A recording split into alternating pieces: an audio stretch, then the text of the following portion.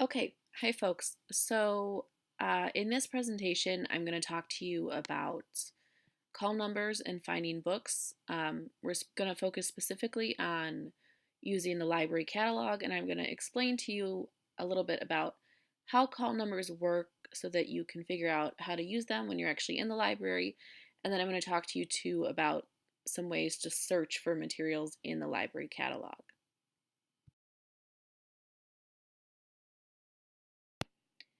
So there are three major classification systems that libraries and librarians use to organize information.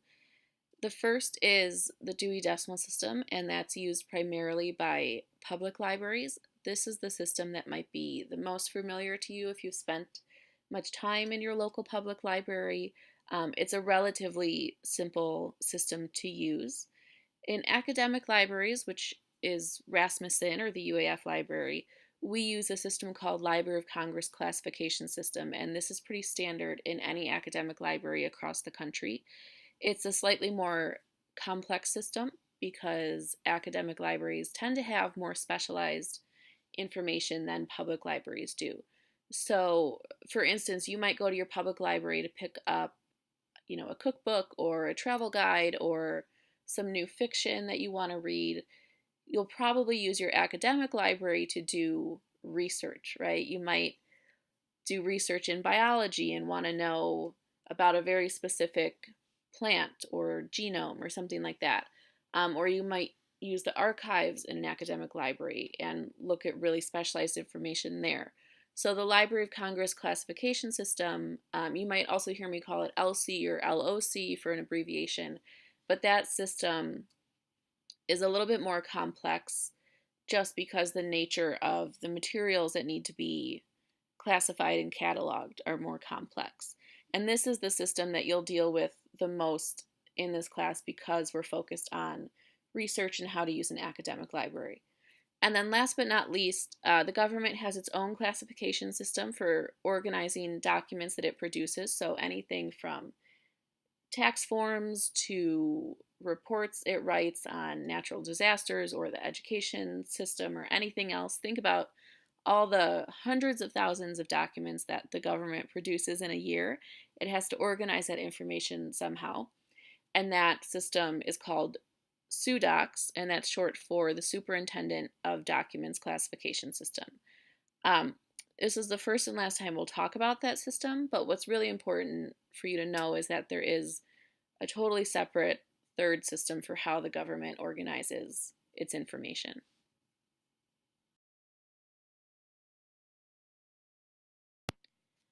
Okay, so if you've ever heard of call numbers, or if you haven't heard of them, you probably actually know what they are if you've ever looked at the spine of a library book, and it has a combination of letters and numbers on it. That's what we call a call number, and that's the piece of information you need when you're using the library catalog and looking for books. That's the piece of information you need to actually go retrieve that book off the shelf in the library. And although they look random, they actually are pretty specific. And so I'll go over them now for you. I'll give you an example and kind of explain how they work. And hopefully, if you're a little bit confused by them, this will demystify them a little bit. So, in the Library of Congress system, you're always going to see call numbers start with a letter and then be followed up by letters and numbers. So the letters stand for the subject of the book. So, for instance, the letter D is history, which is a big, broad subject area, right? We can have histories of all kinds of things, but a history book is automatically going to be assigned the letter D. DA stands more specifically for British history, excuse me. So DA is the history of England.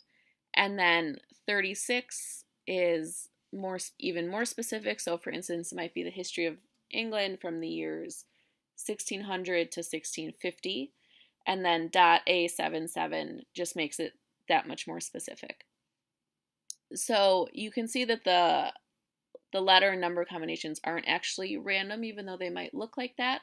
So if you know, for instance, if you're a history major, and you're using the library, you know that all your books are always going to be in the D section. If your concentration is in British history, you know that you're always going to be in the DA section of the library. So it makes it a little bit easier to pinpoint where you need to be looking when you're looking for materials. So the way that we read call numbers is pretty simple. We start by reading in alphabetical order. So, like the example says, D comes before DA, DA comes before DB, so on and so forth. Then line 2, you read it in numeric order. So, a book that had DA3 would be shelved ahead of a book that said DA36. And then lastly, you read it in alpha order. So line 3, the .A77 is alpha order, then decimal order, which is, I think, where most people get confused. So A.770 comes before A.8. Okay, so that's where people get confused. They think 770 is a larger number than .8, but that .8 really stands for 800. Okay, so if it helps you, just think sevens always come before eights, eights always come before nines, so on and so forth.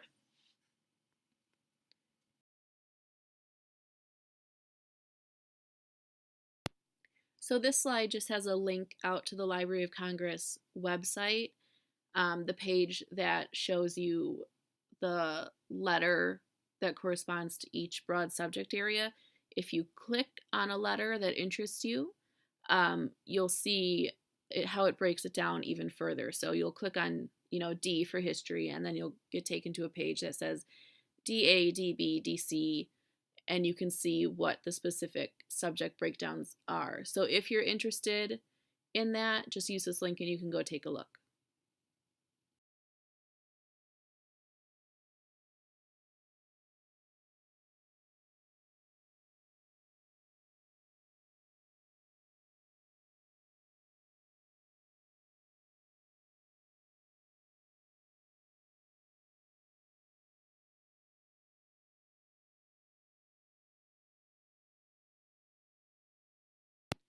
So now that we know about the three major classification systems, and we've talked a little bit about how the call numbers for the LC system work, I want to talk to you about how to actually use the catalog to find books or other library materials.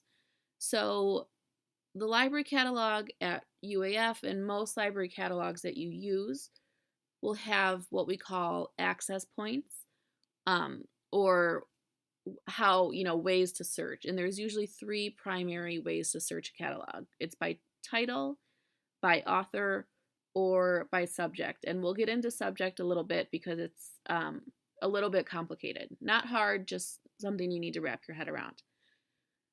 So a library catalog, for those of you who have never used a library, it's the tool that you use. You go onto the computer, you go to the library's homepage. Usually the search box is right in the middle of the page, and that's where you enter your search terms to look and see what kind of materials the library has. So you would type in, for instance, Harry Potter, and you could see all the Harry Potter books, movies, and audiobooks that the library owned on that search term.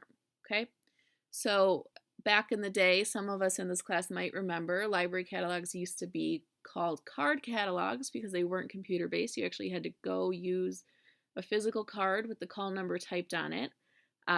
Thankfully, we've made it easier than that, and now it's all computer based. And there are three major access points, so title, author, subject. So title and author I think are self-explanatory, but what is a subject? So in a nutshell, a book is assigned a subject by a librarian, and it doesn't have to be a book. It can be a CD or a movie or really any material, but it's assigned a subject by a librarian. It's not the same as a keyword or a key phrase or phrase searching. So it's, if you type dogs into the library catalog, that's called a keyword search. Subject searching is actually very different. librarians assign subjects or subject headings. You may hear them, both terms used. They're assigned to a book to describe the content of that book. So, what is this book about? Subject headings are standard across all libraries in the United States. So, if you pick up, I guess I'll just stick with Harry Potter. If you pick up the first Harry Potter book, which is Harry Potter and the Sorcerer's Stone, if you walk into the Rasmussen Library and pick that up, or you walk into a library out in Kansas or a library in California, they are going to use the same subject headings to describe the content of that book. The reason why we do that is because it makes the book very easy to organize and find. Okay, if subject headings were different everywhere, they would basically be meaningless because you would have to know which subject headings every library used to be able to use that system. Because they're standard, you can walk into any library. If you know the subject heading that you need, you can find exactly what you're looking for. Okay, and we'll talk about this kind of throughout class, so if this isn't making a ton of sense to you just yet, that's okay. You don't need to worry about it. What's important to know at this point is that subject headings describe what a book or other library material is about. So, kind of a real life example, we'll stick with Harry Potter. Harry Potter and the Sorcerer's Stone has the subject heading magic-fiction.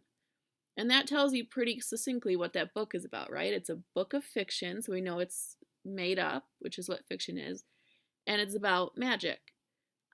Books can have multiple subject headings. They don't have to have just one, and often, the majority of the time, books do have multiple subject headings. So Harry Potter and the Sorcerer's Stone actually has 25 different subject headings that describe what it's about. So magic-fiction is just one. There's also one that's wizards-fiction. There's one that's Hermione Granger-fiction. Okay, so anything that helps describe the content of a book can be assigned as a subject heading.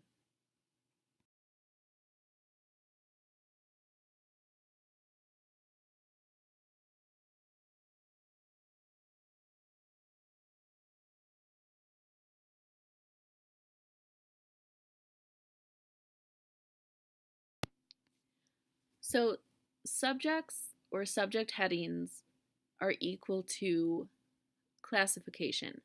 So call numbers, which we just talked about, are one way that we organize books. So that's the way that we say, this call number tells me specifically where on the shelf this book should be located. Subject headings are kind of, if you want to think about it in terms of a hierarchy, they're one level above call numbers. They tell you the section of the library, right? But they don't tell you specifically where in the library. They just say, books about the history of Africa in the 1800s are in this section. Books about dogs and dog sledding are in this section. So it's just another way to classify information. We've talked already about Library of Congress subject headings. The Dewey Decimal System also uses subject headings. They're similar, slightly different, but similar. So if you're in an academic library, you're always going to see the Library of Congress subject headings, just like you're always going to see the Library of Congress call numbers. If you're in a public library, it's the other way around. GovDocs uses SUDocs, like we said, and then some fields, some disciplines have their own sets of subject headings, just to make it that much more complicated. So the examples that are probably the most relevant are education uses something called ERIC descriptors, psychology uses the psychological index of terms, and then medical journals use a system called MESH. We're not going to get into any of these in this class. Those are pretty advanced systems. I don't even use them on a regular basis. So we won't talk about them. But again, it's just another thing for you to know that we're only going to deal with Library of Congress subject headings, but there are other systems out there.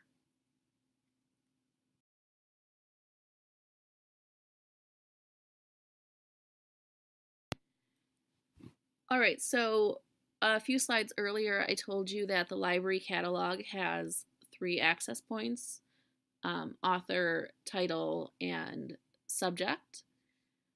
This is just a screenshot of the advanced search page in the Rasmussen Library Catalog, and you can see that subject is one of the areas you can go in and search.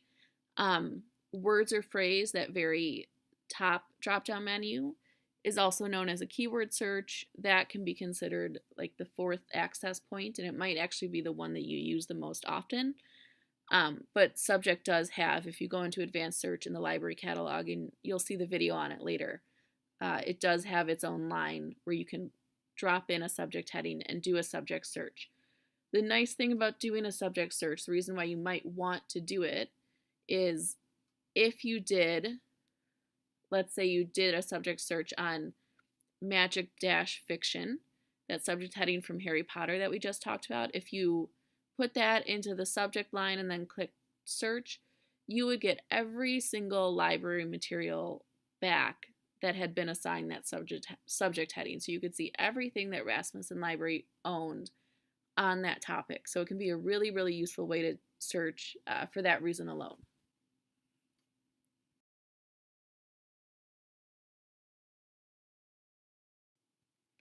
Okay, so we're going to switch tracks just a little bit here, move away from subject headings and talk about what we call Boolean operators. So this might look familiar to some of you. If it doesn't, that's okay. We'll talk about it now. Boolean operators are just a tool that we use in libraries to help us customize our searches. And we use 3 typically, and they are and, or, not. Those are the 3 big ones, and those are the ones you'll deal with in this class.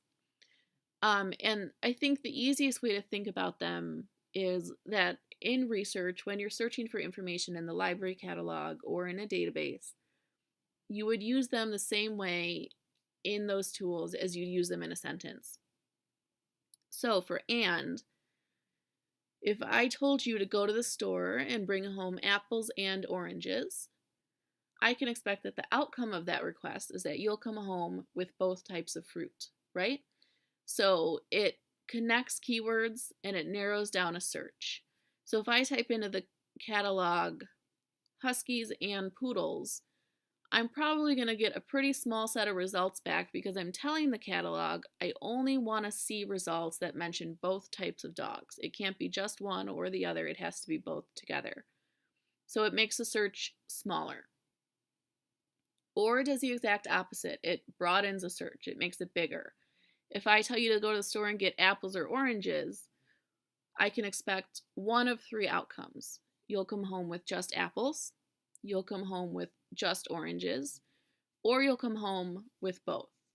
So either or the other. It works the same way in the catalog. So if I put in huskies or poodles, I'm going to get back materials on just huskies, materials on just poodles, and then materials on both breeds together. And then finally, not exclude something. And so just like and, it narrows down a search. So if I say, go to the store and please bring home apples, but not oranges, I know that you'll come home with apples, right? There's only one outcome to that, and it's coming home with apples. So if I type in dogs, not poodles, I can expect that I'll get lots and lots of resources on dogs, but nothing at all on poodles. So if you want to exclude something from your search, not is a really good Boolean operator to use.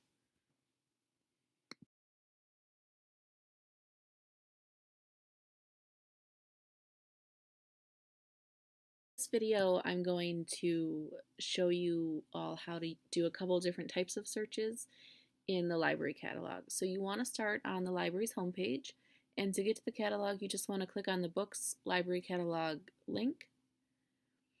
And then you could start your search right here, but I think it's easier if you go to the Search the Library Catalog link up at the top and click on that. That'll take you into advanced search, and I think it's just a little bit easier to use. So the first thing I'm going to show you is how to do a simple keyword search. So I'm going to, in the first box, which says words or phrase, and remember that means the same thing as keyword, I'm going to type in fracking.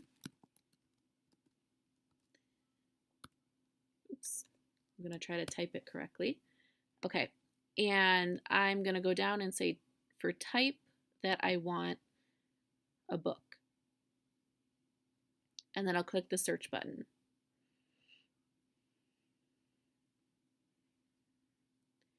And you'll see we have just 3 titles on fracking, which is small, but it's okay.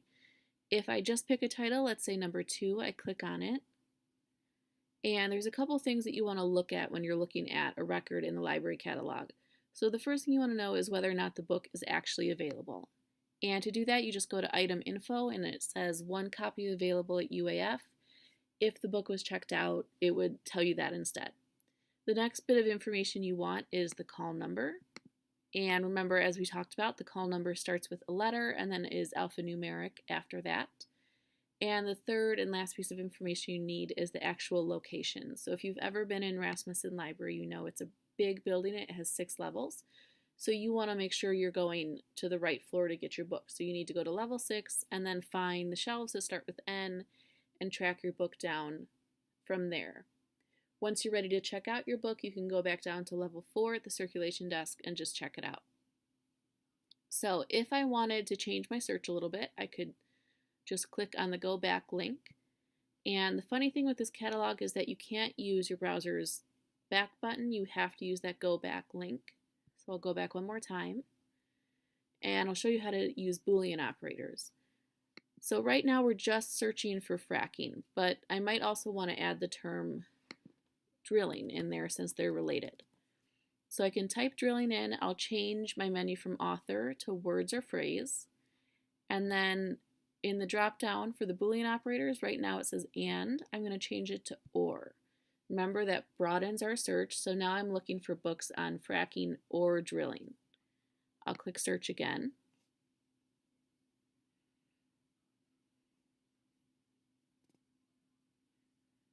And you can see we went from 3 titles to just over 1,100 titles. Okay, so it's quite a bit bigger than just searching for fracking itself. Now, if I want to say, show me things just on drilling, not fracking at all, I can go to limit search. And I can just switch these around.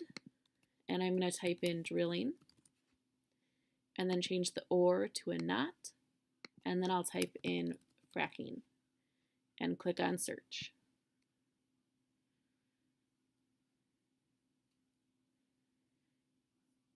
And it didn't take many titles away. It only took 3 titles away.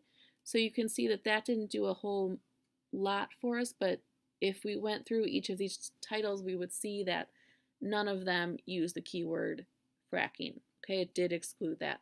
So that's how you do a keyword search in the catalog, and that's how you use Boolean operators. Now, if we just start a new search completely, I'm going to show you how to do a quick subject heading search.